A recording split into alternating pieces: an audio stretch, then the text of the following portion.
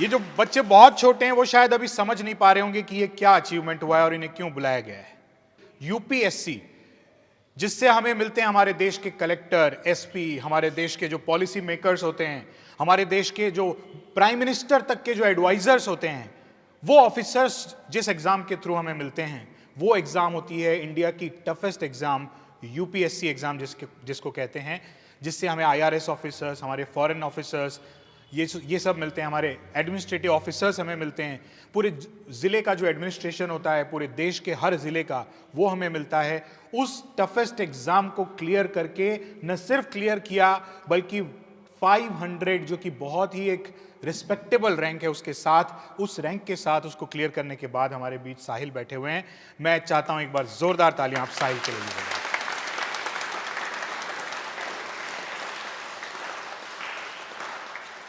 देखिए बच्चों, क्या होता है कि जब कोई सक्सेसफुल हो जाता है तो उसकी सक्सेस तो हमें नजर आती है, उसने जो अचीवमेंट किया है वो अचीवमेंट तो हमें साफ दिखाई देता है, लेकिन उस अचीवमेंट के पीछे की जर्नी और उसकी जो स्ट्रगल होती है उसको हमें गौर से देखना होता है। और जब आप उस जर्नी को समझ पाएंगे तभी आपको उस अचीवमेंट की समझ एक्चुअल में आएगी। आपने देखा जब साहिल यहां पर बात कर रहे थे तो उनका जो अचीवमेंट है वो कोई छोटा अचीवमेंट नहीं है, वो बहुत बड़ा अचीवमेंट है। हालांकि हर साल कुछ ऑफिसर्स उस एग्जाम को पास करते हैं, लेकिन इंडिया की टफेस्ट एग्जाम है। मल्टीपल लेवल्स पे वो एग्जाम होती है। पहले आपको प्री क्लियर करना पड़ता है, फिर मेन क्लियर करना पड़ता है, इतना वास्ट उसका सिलेबस होता है।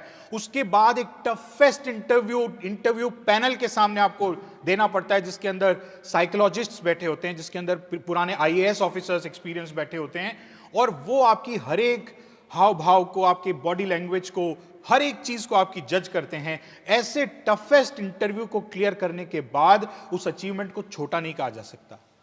लेकिन इतने बड़े अचीवमेंट के बाद भी आपने इनकी दो चीजें, अगर यहां पे एक छोटी सी जो इन्होंने स्पीच दी, अपना एक्सपीरियंस शेयर किया, उसमें दो चीजें बड़ी गौर करने वाली थी।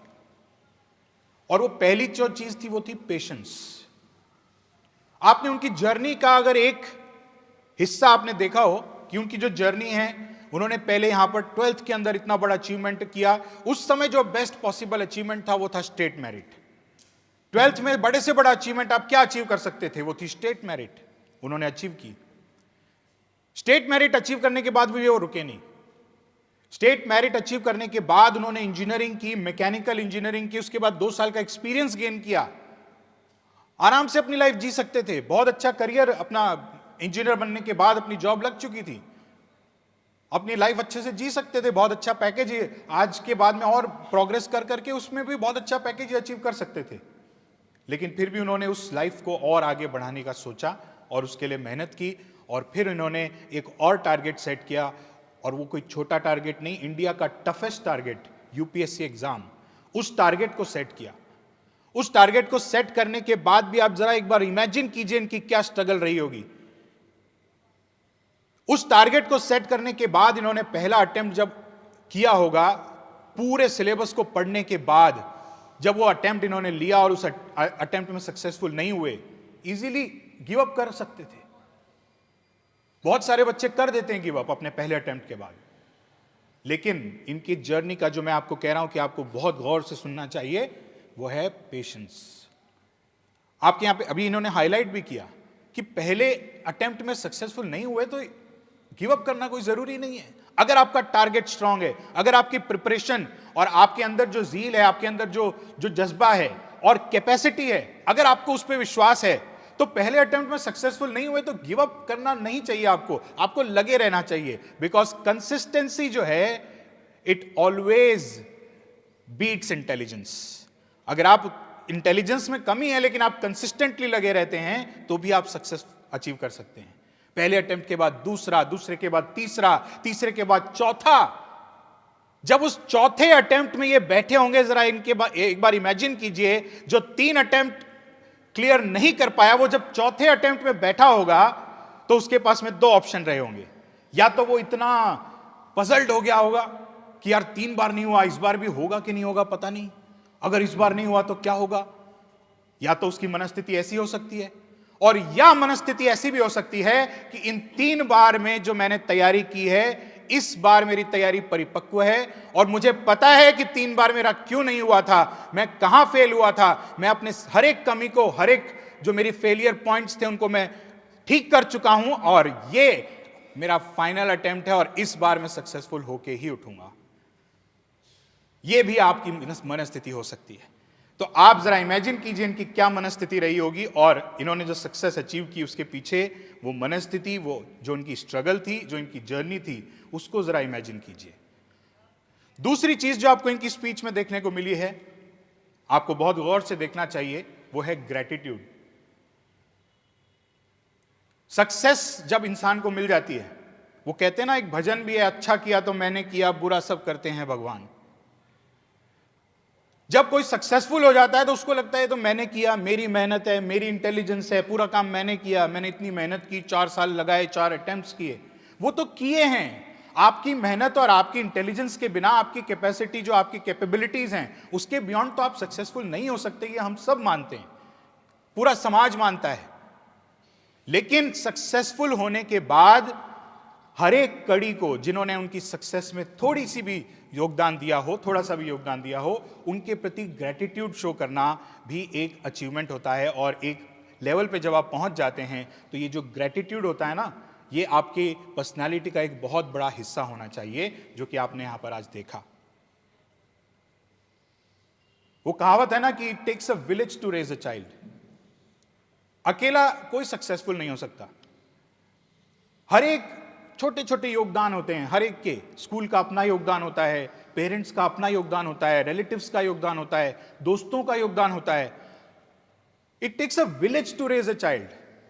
केवल पेरेंट्स नहीं रेज कर सकते, वो बच्चा जो है वो ऐसी ऐसी छोटी छोटी चीजें होती है जो दोस्तों के बीच में भी सीखता है, समाज के बीच में भी सीखता है।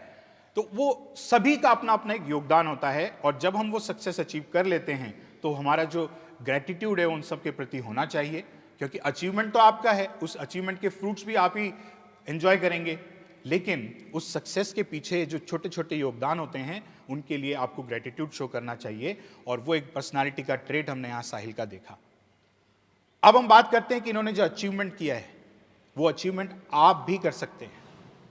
ये साहिल इसी स्कूल के आप ही के बीच, इन्होंने कहा मैं यहीं पर बैठा करता था, आप ही के बीच यहां बैठा करते थे। और वो कहते ना कि ये छोटे शहर से निकल के बड़े अचीवमेंट नहीं हो सकते। ये है, देखिए आज तो झुंझुनू बहुत बड़ा शहर बन चुका है, लेकिन जब साहिल यहाँ 12th में, 11th 12th में यहाँ पढ़ते थे, उस समय झुंझुनू छोटा शहर हुआ करता था, एक छोटा कस्बा माना जाता था। उतनी अपॉर्चुनिटीज झुंझुनू में नहीं थी ऐसा माना जाता था। लेकिन उसके बावजूद हिंदी मीडियम से इंग्लिश मीडियम में कन्वर्ट किया इन्होंने क्लास 11th में। तो सोचिए जरा इनकी क्या मेहनत रही होगी कि इन्होंने इंडिया की जो टफेस्ट एग्जाम होती है उसको क्लियर करने के बाद, टॉप रैंक के साथ क्लियर करने के बाद आज आपके बीच बैठे हैं। तो पॉसिबल है, सक्सेस इज पॉसिबल। आपको सिर्फ परसिवरेंस की जरूरत है, आपको कॉन्फिडेंस की जरूरत है और कंसिस्टेंसी की जरूरत है, और उससे भी पहले आपको जरूरत है एक पर्टिकुलर टारगेट को सेट करने की। तो अभी आप जो बच्चे बहुत छोटे हैं, उनका जो टारगेट है, वो इमीडिएट जो टारगेट है वो ये होना चाहिए कि आपको स्कूल के अंदर जो भी पढ़ाई आपकी कर रहे हैं, आप जो स्किल डेवलपमेंट की हम बात कर रहे हैं, आजकल जो नेशनल एजुकेशन पॉलिसी आई है वो स्किल डेवलपमेंट पे फोकस करती है। और आप सब बहुत लकी हैं कि आपके स्कूल के अंदर नेशनल एजुकेशन पॉलिसी को पूरी तरीके से इंप्लीमेंट कर दिया गया है। और हमारा मानना है कि जो फ्यूचर ऑफिसर्स निकलेंगे उनके अंदर जिन स्किल्स की रिक्वायरमेंट है वो स्किल्स हम आज आपके अंदर ऑलरेडी डेवलप कर रहे हैं। Not only officers but any professional. अगर आप बिजनेस में भी जाना चाहते हैं, एंटरप्रेन्योरशिप के लिए भी जो स्किल्स की जरूरत होती है, वो सारे स्किल्स एवरी सैटरडे, हर एक जो मल्टीपल इंटेलिजेंस थियरी है उसकी जो 9 इंटेलिजेंसीज है, वो हर एक इंटेलिजेंस को हम लोग आपके अंदर डेवलप कर रहे हैं। क्योंकि जो इंटेलिजेंस होती है, जैसा आपको यहां बताया भी गया कि इंटेलिजेंस जो होती है वो सिर्फ मार्क्स से कैलकुलेट नहीं की जा सकती। Sachin Tendulkar is not less intelligent then Albert Einstein. अपने अपने फील्ड की अलग अलग इंटेलिजेंस होती है। तो वो हर एक तरह की जो इंटेलिजेंस होती है, 9 तरह की इंटेलिजेंसीज है मल्टीपल इंटेलिजेंस थ्योरी में, तो वो 9 की 9 इंटेलिजेंस का एक्सपोजर हम आपको every Saturday with different activities आपके एज ग्रुप के हिसाब से हम लोग यहां पर देते हैं। तो आप लोग बहुत लकी हैं कि आपको वो स्किल डेवलपमेंट की अपॉर्चुनिटीज मिल रही है। और आपके सामने इतने सक्सेसफुल जो आप ही के बीच से निकल के जो स्टूडेंट्स गए हैं, उनका टारगेट भी आपको दिखाई दे रहा है कि अगर ये अचीव कर सकते हैं तो हम भी अचीव कर सकते हैं। तो ये जो छोटा सा आज हमने आपके सामने फंक्शन किया, आप सबके आज एग्जाम्स हैं, बहुत सारे 9th 11th के बच्चे तो आज हैं भी नहीं, क्योंकि आज उनका एग्ज़ाम नहीं है। बोर्ड क्लासेस के स्टूडेंट्स नहीं हैं, क्योंकि उनकी एग्ज़ाम कंप्लीट हो चुकी है।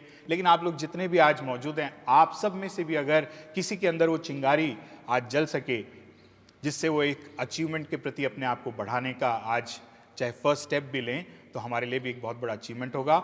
आप सबको मैं बहुत बहुत धन्यवाद देना चाहता हूँ। आप इतने बड़े अचीवमेंट के बाद आज आपका इतने बिजी शेड्यूल में भी आप सब यहाँ पर आए।